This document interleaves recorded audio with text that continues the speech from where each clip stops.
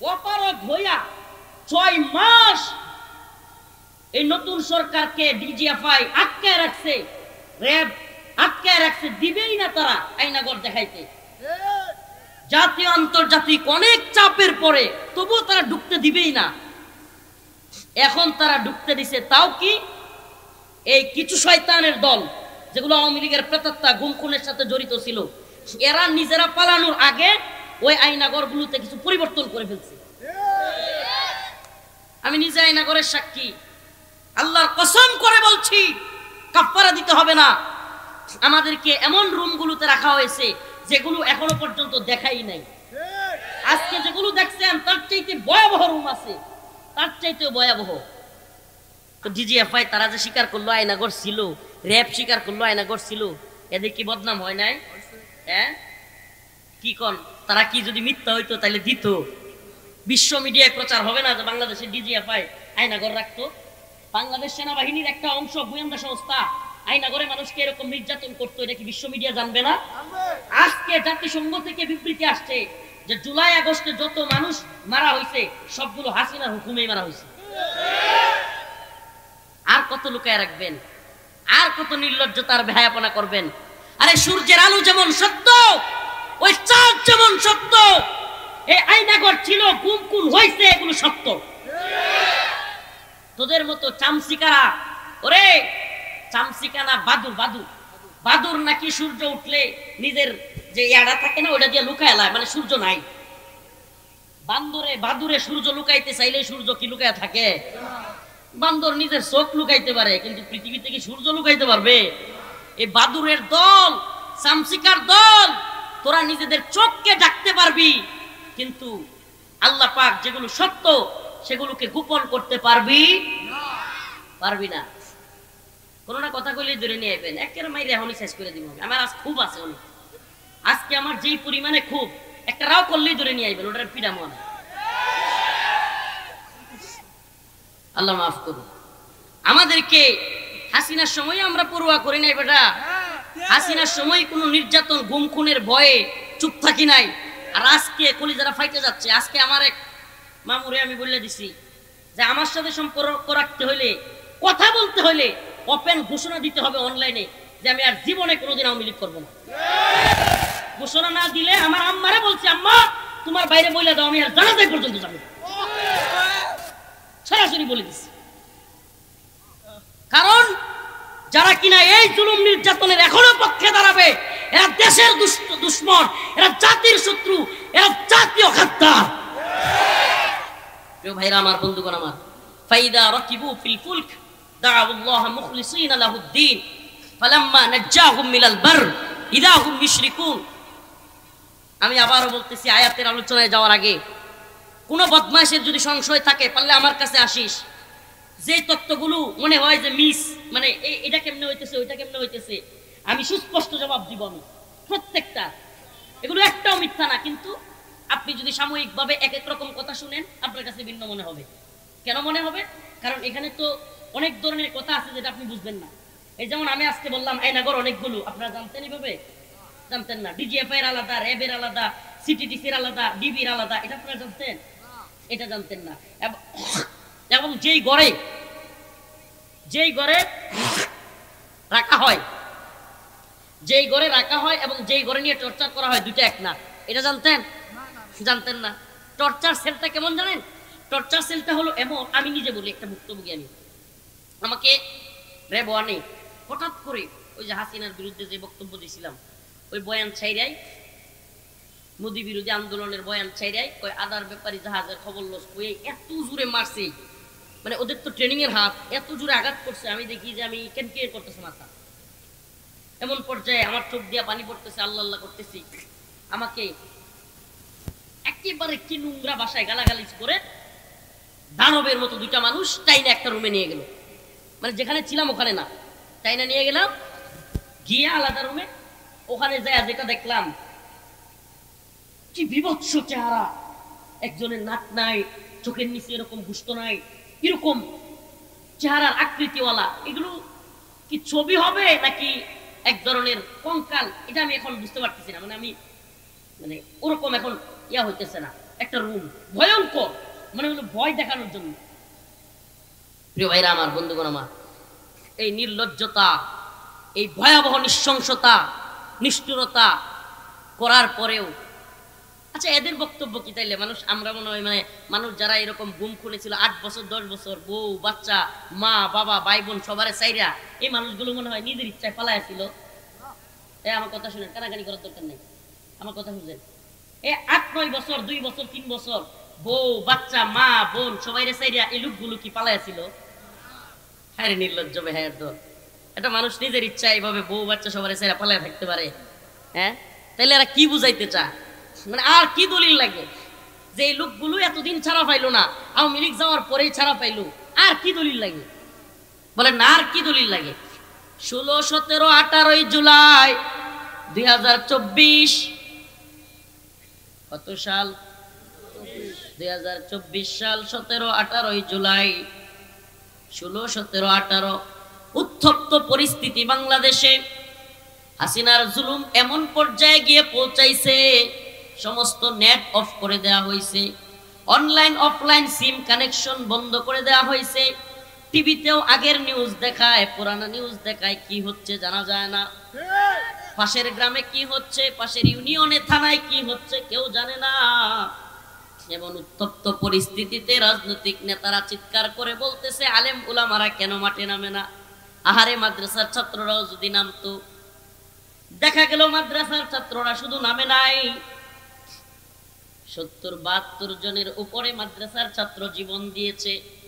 ফালাম্মা নাজ্জাহুম মিনাল বার, কিন্তু যখন উদ্ধার হয়ে গেছে, হাসিনার পতন হয়ে গেছে, ইদা হুম মুশরিকুন, এরাও নাফরমানি শুরু করে দিছে। এখন বলে তাওহীদি জনতা ডেভিল বলে তুচ্ছতাচ্ছিল্য করে। এখন যখন নৌকা পার হয়ে গেছে, উলামায়ে কেরাম জীবন দিয়েছে, জেল খেটেছে, রিমান্ডের নির্যাতনের শিকার হয়েছে, আয়না করে গুম খুনের নির্যাতনের শিকার সবচাইতে বেশি এদেশের তাওহীদি জনতা, এদেশের তাওহীদপন্থী উলামায়ে কেরাম শিকার হয়েছে। হয়েছে কি হয় নাই? কত বড় নৃশংস জালেমেরা, কত বড় নৃশংস জালেমেরা! ডিজিএফআই, র‍্যাব, এগুলো আসলে অনেকগুলো আছে ফাত্রা, কিছু জানে না, আর কিছু আছে যাই না শুনাও এত বড় জালেম, যাই না শুনাও মিথ্যা বলে, গুজব ছড়ায়। ডিজিএফআই এবং এনএসআই, র‍্যাব, এই সমস্ত সংস্থাগুলো হইল দেশের সর্বোচ্চ সংস্থা এবং এরাই রাষ্ট্র চালায়, এরাই রাষ্ট্রের নীতি নির্ধারক। এরা রাষ্ট্রের, আপনি প্রধান উপদেষ্টা দেখেন আর প্রধানমন্ত্রী দেখেন, এমপি মন্ত্রী সব কিছু এদের কথায় উঠে আর বসে। জানেই না ক্ষমতা কার হাতে কি। ডিজিএফআই, র‍্যাব তাদের আয়না গড়ে, মানে তারা আয়না গড় বানাইছে, গুম খুনের নির্যাতনের সেল বানাইছে। এটা মিথ্যা হবে আর তারা দিয়ে দিবে যে তাদের এত বড় একটা সংস্থা, পাওয়ারফুল সংস্থার নামে এত বড় বদনাম হচ্ছে, আর তারা এই গুজব মিথ্যা জিনিসটাকে তারা বলবে যে হ্যাঁ আয়নাগর ছিল না কিন্তু আমরা দিলাম। মানে কত বড় নির্লজ্জ! মানে যদি কথার কথা, এই যে একটা স্কুল নাকি নাকি মনে করেন এই স্কুল, সকল মানুষ বলতেছে এই স্কুলের মধ্যে শিকল দিয়া বাইন্দা ছাত্রদেরকে পিটা। কোনদিন কি এই স্কুল কর্তৃপক্ষ জীবনে স্বীকার করবে যে আমাদের স্কুলে সত্যি সত্যি পিটাইতো? মিথ্যা হইলে অপারগ হইয়া 6 মাস এই নতুন সরকারকে ডিজিএফআই আটকায় রাখছে, র‍্যাব আটকায় রাখছে, দিবেই না তারা আয়নাগর দেখাইতে। জাতীয় আন্তর্জাতিক অনেক চাপের পরে তবুও তারা ঢুকতে দিবেই না। এখন তারা ঢুকতে দিছে, তাও কি এই কিছু শয়তানের দল যেগুলো আওয়ামী লীগের প্রেতাত্মা গুম খুনের সাথে জড়িত ছিল, এরা নিজেরা পালানোর আগে ওই আয়নাগরগুলোতে কিছু পরিবর্তন করে ফেলছে। আমি নিজে আয়নাগরের সাক্ষী, আল্লাহর কসম করে বলছি, কাফারা দিতে হবে না।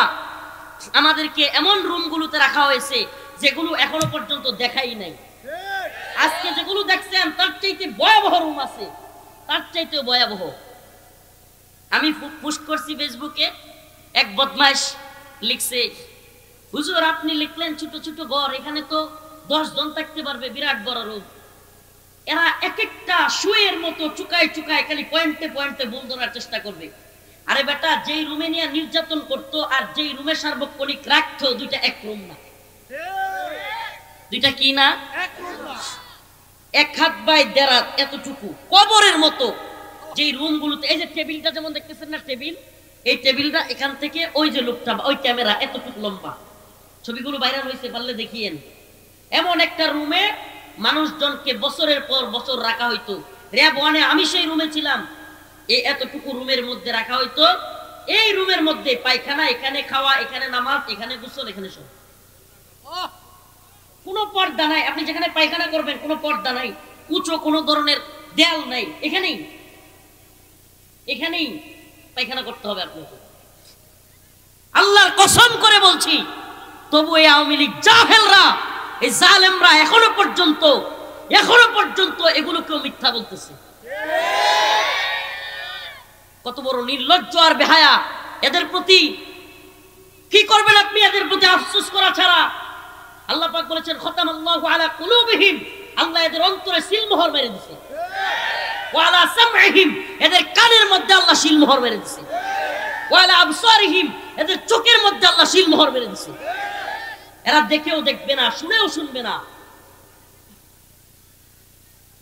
অনেক ভুক্তভোগী, আমি তো শুধু নিজে দেখছি এমন না, অনেকের সাথে কারাগারে গিয়ে কথা বলছি। অনেক ভুক্তভোগী, একটা চেয়ার আছে, এটাকে বলে ইলেকট্রিক শক। চেয়ারের নাম কি? ইলেকট্রিক শক দেওয়া হয়। এই চেয়ারের মধ্যে যাদেরকে বসায়া চেয়ার দেওয়া হয়েছে, আমার অনেকের সাথে কথা হয়েছে, অনেককে দেখেছি এই চেয়ারে শর্ট দেওয়ার কারণে সুস্থ স্বাভাবিক একটা মানুষ, অনেক জ্ঞানী বিচক্ষণ মানুষ কারাগারের ভিতরে পাগল হয়ে গেছে। জাহাঙ্গীর ভাই, আমি নাম বলি, কাশিমপুর কারাগার 2-এ আমাদের সাথে ছিল জাহাঙ্গীর ভাই নামে একটা লোক। এই আল্লাহর বান্দা অনেক জ্ঞানী মানুষ ছিল, বিচক্ষণ মানুষ। যখন ভালো থাকতো কোরআন তিলাওয়াত করত, যখন ভালো থাকতো মানুষকে সুন্দর নসিহা দিত, নামাজ পড়তো, এখানে দাগ আছে কপালে। কিন্তু যখনই ওই যে ইলেকট্রিক শর্টের পেইন, ভিতর থেকে আবার সে আঘাত বা ব্যথা শুরু হইতো, পাগল হয়ে যেত, যারে তারে গালি দিত, লাথি মারতো, হসপিটালে নিয়ে বাইন্দা রাখতে হইতো তারে। আমি নিজের চোখে দেখছি। আমার পাশের রুমের কুকন ভাই, বাড়ি ওই বরিশালের ওই সাইডে, কুকন ভাই নাম, এই ইলেকট্রিক শর্টের কারণে পাগল হয়ে গেছে। আমার সামনে মানুষটা মারা গেছে, আমার পাশের রুমে। কুকন ভাই চিৎকার করতে করতে দেয়ালের ওই আপনার লোহার যে শিক গুলো আছে, এই কুকন ভাই ইলেকট্রিক শর্ট দেওয়ার পরের থেকে কারোর সাথে কথা বলতো না, নিজে নিজে কথা বলতো। পানি নিতে যাইতো, পানি নিতে গিয়া কুকন ভাই এমন করতো। আমার সাথে কাশিমপুরে থাকা সবাই সাক্ষী, এমনকি একজন বড় সাক্ষী আছে, কয়েকদিন আগে 16 বছর পর তিনি মুক্তি পেয়েছে, আব্দুল সালাম পিন্টু আঙ্কেল, সাবেক বিএনপির মন্ত্রী, শিক্ষামন্ত্রী ছিলেন টাঙ্গাইলের। উনিও ছিলেন ওই পাশের রুমে। আমরা সাক্ষী। ওই কুকন ভাই কারোর সাথে কথা বলতো না, একা একা কথা বলতো। কুকন ভাই কি করতো জানেন? পানি আনতে গেলে বলতো, পানি আনছে আনছি, গেছে গেছি, খাইছে খাইছি, এমন করতো সারাদিন। তারা নিয়ে সবাই মজাও করতো, মানে নিজে নিজেই কথা বলতো। পানি আনতে গেলে কাউকে ধরতে দিত না তার পানিতে। এমনকি যে ট্যাপ থেকে সে পানি নিত, ওই ট্যাপটা সাবান দিয়া ধুইতো। আরে কে কারে বোঝায়? ওই ভিতরে সাবান দিয়া, এই প্রতিদিন সাবান দিয়ে আবার তার ইয়াডারে ধুইতো, মানে যেই বোতলটা। এখন বোতল ধুইলে কিন্তু সাবানের পানি গন্ধ হয়, কিন্তু হ্যাঁ এটা কোনো কিছু না, সে এটারে প্রতিদিন ধুইবেই। যদি খালি একবার তার বোতলে শুয়ে দিচ্ছেন, আবার 5 বার ধুবে, আবার ওই ট্যাপ আবার 10 বার ধুবে, এরকমই করতো সারাদিন। আর নিজে নিজে কথা বলতো, দোয়া হইছে হইছে, খাইছে খাইছি, গেছে গেছি, এরকম করতো। কয়েকদিন পর এই কুকন ভাই আমার পাশের রুমে, আল্লাহি আল্লাহর কসম, এই ইলেকট্রিক শর্টের কারণে, নির্যাতনের কারণে ওই লোকটা কেউ সাথে কথা বলতো না, কখনো তার রুমে কেউ যাইতে দিত না। কিন্তু তার এমন অবস্থা হয়েছে, এই রুমের ভিতরে দেয়ালের রডগুলো ধরে ধরে চিৎকার এমন করতেছিল। আমি পাশের রুম থেকে শুনতেছিলাম, কাঁপতেছে তার শরীর। জীবনে কোনোদিন কারোর সাথে কথা কয় না, কিন্তু ওই দিন, ওই রাত্রে যেদিন মারা যায় খোকন ভাই, ওই দিন ডাকতেছিল চিৎকার করে করে। কাশিমপুর কারাগার 2, 60 সেল পূর্ব, রুম নাম্বার, আমার নাম্বার ছিল 39 নাম্বার রুম। রুম সহ বলতেছি, এই বদমাশগুলো, এই নির্লজ্জগুলো এরপরেও হাসিনা এবং আওয়ামী লীগের পক্ষে কথা বলবে, এরপরেও। কারণ এদের লজ্জা নাই, এরা বেহায়া, এরা নির্লজ্জ। আল্লাহ আমাদেরকে কি বলবো, এদের আল্লাহ এদেরকে ফিরায় আনুক, এদেরকে হেদায়েত দান করুক। নিজের চোখে দেখা অনেক ঘটনা যেগুলো আগে মনে নাই, আজকে আয়নাগর দেখে কলিজা ফাইটে যাচ্ছে। আজকে পোস্ট করছি, আমার অনেক পরিবারের অনেকেও আত্মীয় স্বজন আওয়ামী লীগ আছে, আজকে ফেসবুকে কষ্টে পোস্ট করছি, ওই দিনগুলোর কথা মনে পড়ে গেছে। হঠাৎ করে ওই নির্যাতনের ওই স্টাইল ওইগুলো দেখা আমাকে ওই চেয়ারে বসানো হয়েছে। ওইগুলো দেখার পরে আজকে ফেসবুকে পোস্ট করলাম, আওয়ামী লীগ যারা করবে এখনো পর্যন্ত ওই জালেমদের পক্ষ যারা নিবে, এখনো পর্যন্ত যারা এই গুম খুন গণহত্যা নির্যাতন নিপীড়ন আলেমদের উপর জুলুম, আলেমদেরকে নির্যাতন করে ফাঁসি দিয়ে মেরে ফেলা, আলেমদের দাড়ি ধরে টেনে হিচড়ে নিয়ে যাওয়া, এত জুলুমের পরেও এদের আমি ব্যক্তিগতভাবে আমি সিদ্ধান্ত নিয়েছি এদেরকে বয়কট করা। সমাজে আমি বলি আপনারা সামাজিকভাবে এখনো পর্যন্ত যারা তওবা করে ফিরে আসবে না, এদেরকে সামাজিকভাবে বয়কট করুন। এদের বিবাহ দিতে যাবেন না, এদের সাথে সন্তান বিয়ে দিবেন না, এদের জানাজায় পর্যন্ত শরীক হবেন না।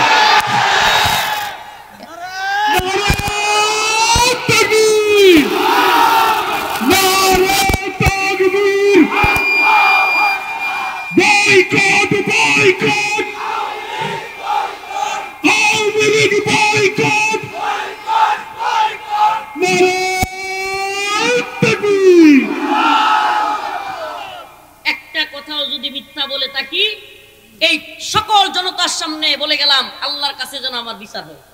আর কি বলবো, আর কি বলবো? আল্লাহ আপনি আমার বিচার করিয়েন যদি কোনো কথা মিথ্যা বলে থাকি। আমি নিজে একজন রাজ সাক্ষী, আমি নিজে ছিলাম, আমি নিজে ভুক্তভোগী।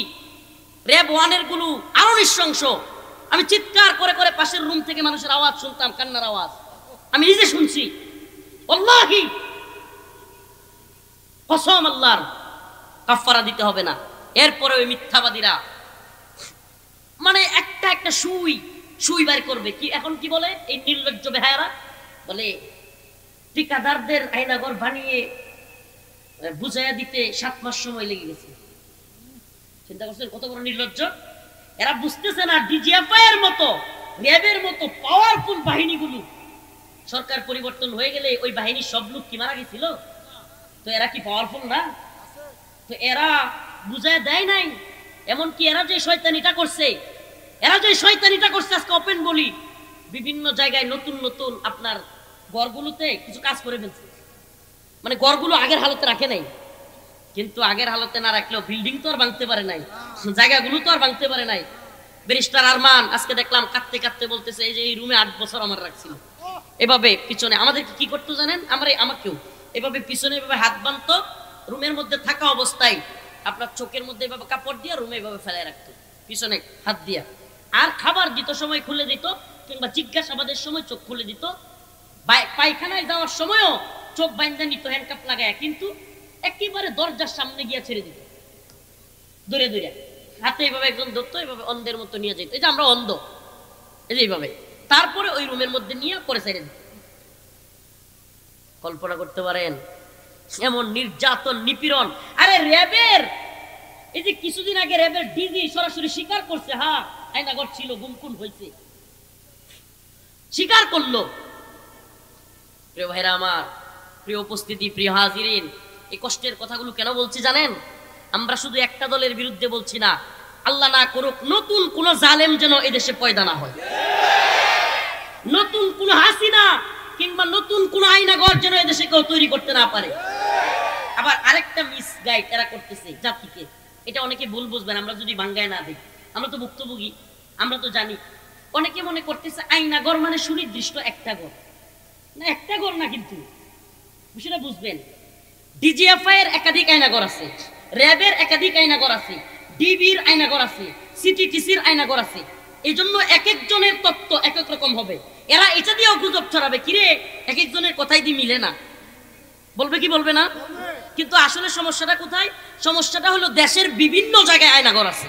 আয়নাঘর মানে একটা ঘর না, জেল মানে কি একটা জেল?